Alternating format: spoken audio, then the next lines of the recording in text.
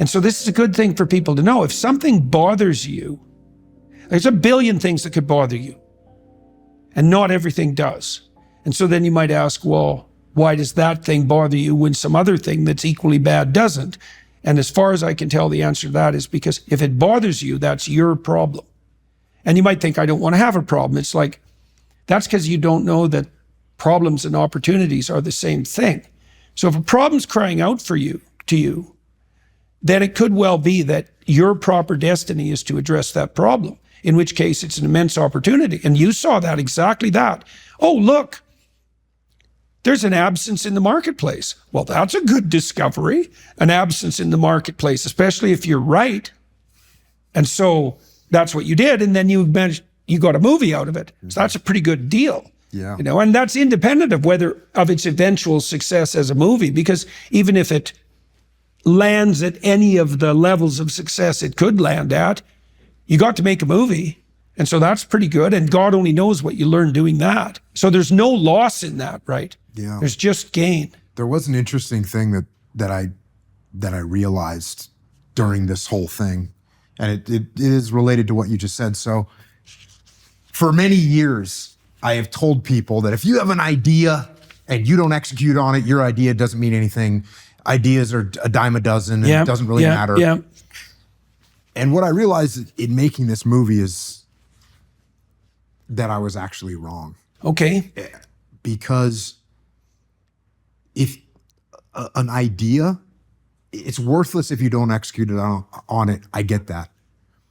But the actual idea, that if you have an idea, if you have an idea and it's good, you can't even put a price tag on that thing. And that's why when you look at Hollywood makes a bunch of what are they called? Like reruns of the same movies, right? Yeah. There's a reason for that. They have all this money to throw at ideas, and they just go, well, you know what? Make the superhero movie again, make the space movie again. They just make the same movies often over and over again.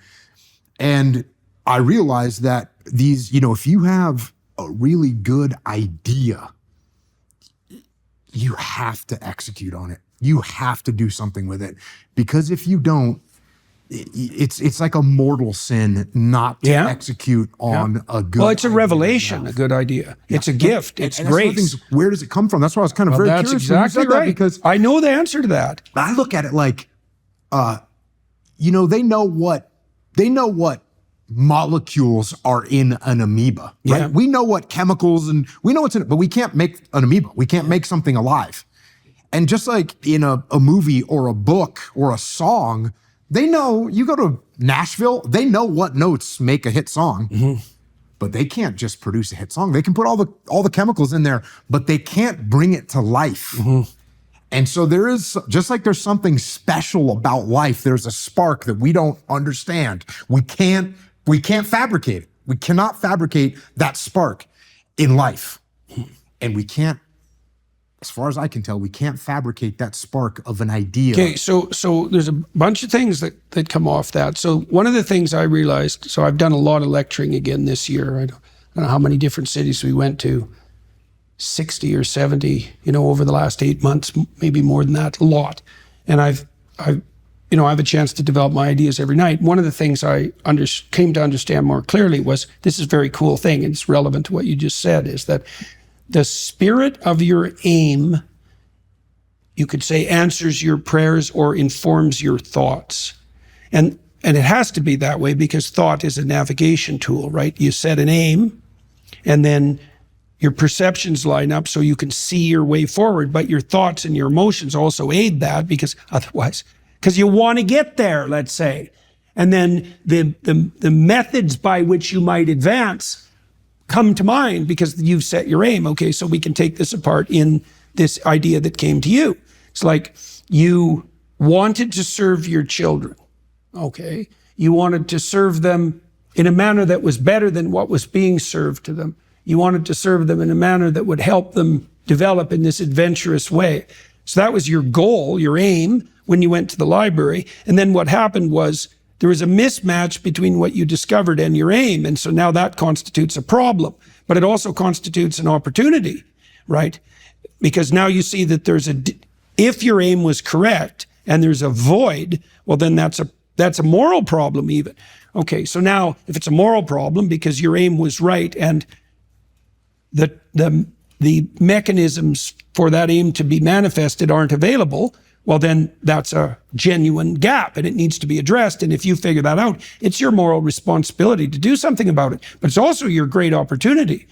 Okay, so there's that. So that's what you're serving. If your aim is correct and true, and you have a revelation in relationship to that aim, and you don't act on it, you've thrown away the pathway to that aim, and you've betrayed it. That's not a good idea. But even more concretely, one of the things my wife has really learned to do in the last 2 years, she started to write and she started to speak publicly because she introduces me and talks for about 10 minutes. And she's learned during our discussions, our private discussions, let's say, if an idea emerges, she writes it down right away. No matter what we're doing, right? The idea comes, you write that thing down because it's a gift and God only knows what it's worth. You know, you could have a good idea now and then. It might be a good idea that changes your whole life. And you could have that idea and be casual enough to forget it, and that was that. And then you'd wonder why you never got anywhere. It's like, well, you had a gift and you didn't. And then there's another issue too, is the things that meet with reward grow. That's a neurological truth. That's how large language models are trained. They're trained with reinforcement. The closer they get to the target, the more weight is put on that response. So it's literally reward that trains large language models to match to target. Well, if you have a bit of a creative spark and ideas are being revealed to you in concordance with your aim, and then you don't act on those, you punish them. You punish the source of the ideas. Just like demoralizing a kid.